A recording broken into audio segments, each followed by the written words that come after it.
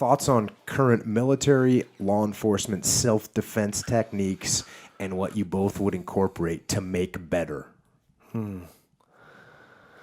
That's a super broad question. I'll narrow it down. Okay. And I've talked about it a little bit on the podcast, but you got cops, police, who have a hard job, a miserable job. Could never do it. I'd be in jail. So would I. Okay. I could never do it. Never would want to do it. What'd you say to me? Yeah, just dead. dealing with the dregs of society. For 14 calls, and then the 15th call, you're going to some domestic violence, and it's just a horrible, hard job. And then you have these shootings where, quote unquote, innocent people get shot. And sometimes they are. I've seen some of these police shootings, there's no way I can approve it. And I am all about killing bad guys.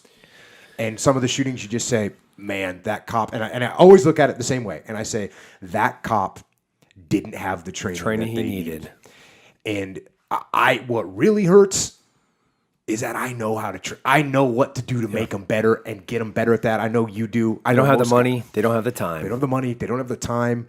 A lot of times they don't even have the experience within the department of someone that knows how to train people mentally, because that's what it is. It's mental preparation of getting someone ready to handle these scenarios, because it's just an unknown scenario. That's what it is. And one of my worst examples is this guy pulls up to a 7-Eleven. It's all body camera. The whole thing's on video. The guy gets a call. There's a guy with a gun in 7-Eleven, pulls up in his cruiser to the 7-Eleven, gets out of his car, sees a guy walking away, starts yelling at him. The guy's wearing a hoodie. The guy's walking away from him. The cop's yelling at him, freeze, freeze, freeze. The guy doesn't freeze. And finally he's yelling, and the cop's standing in the wide open, holding his gun out, freeze, freeze. And finally the guy turns around, looks at the cop, reaches his hands in his pockets, boom, cop shoots him. Guy falls down, falls to the curb, rolls, he's on his stomach. Cop comes over, rolls him over, starts to search him. He pulls his hood off. He's got headphones in, reaches in his pockets. He's got an iPhone on, and he was just sitting there listening to music. Couldn't hear the cop, turned around, reached in his pocket to turn off the iPhone, and the cop who got the call, there was a guy with a gun and thinks he's reaching for a gun, dusts him. Yeah. Guy died, bled out. And you can hear the cop. The cop felt horrible. Once he realized that, he's like, come on, buddy. It's going to be okay. I'm going to get you. Just like the classic things that I know you've heard before of like, I want to save this guy's life, and it's not going to happen.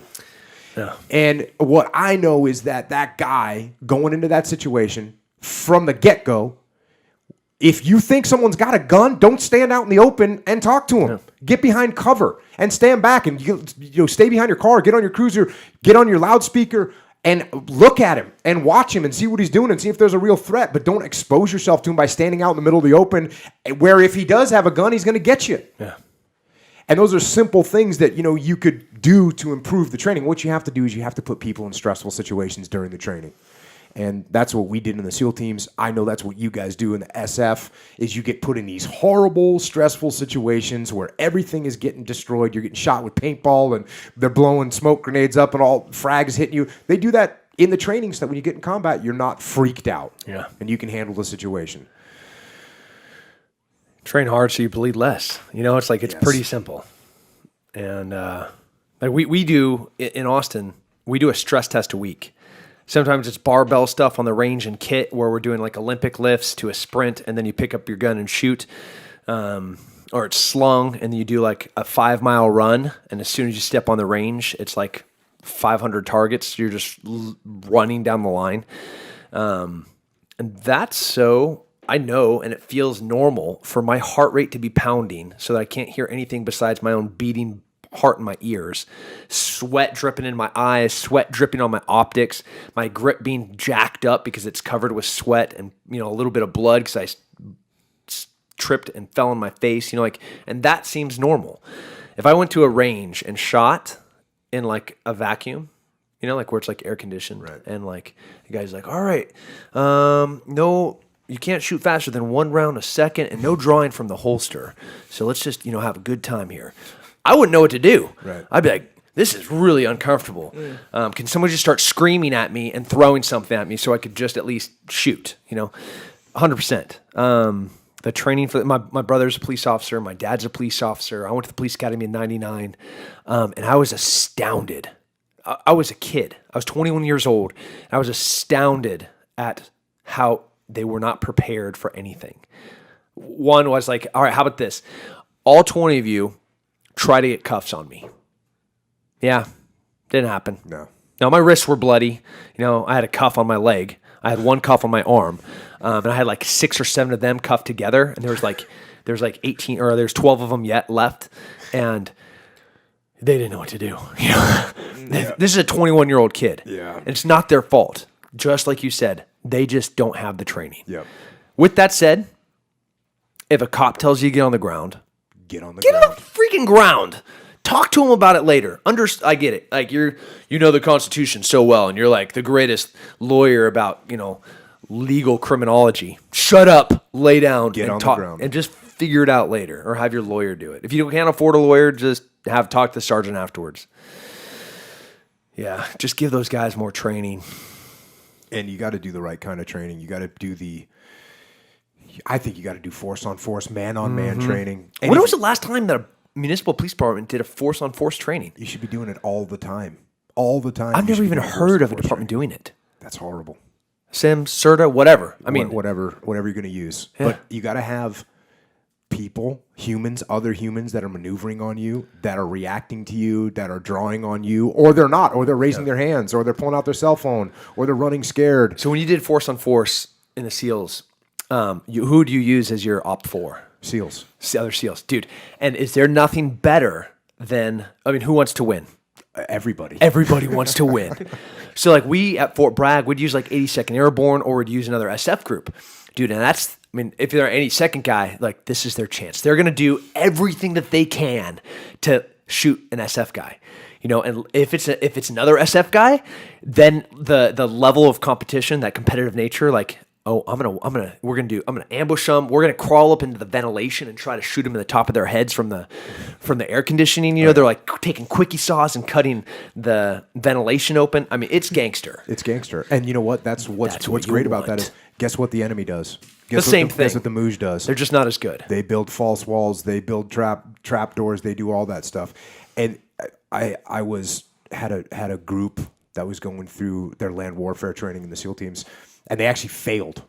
And so we were retreading them, making them go through it again, go through their FTXs, their field training exercises, these big giant training exercises with all kinds of chaos.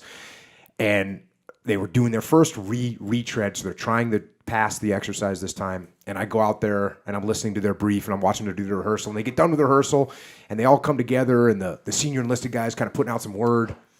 And he looks at me and he goes, hey, Jocko, do you got anything to say to these guys? And I wasn't really expecting it, So I said, this is 40 man SEAL element. I said, yeah, I got something to say. You guys are going to go out there against 6 other guys. There's 40 of you. You guys got machine guns, grenades, and there's 40 of you. I said, go out there, and when they start shooting at you, hunt those motherfuckers down and murder them. And they're like, yeah. And so the troop walks away, and they're all fired up. And then the senior enlisted guy and the senior officer standing there, and they said, hey, man, thanks for getting our guys fired up. I think that really helped them out.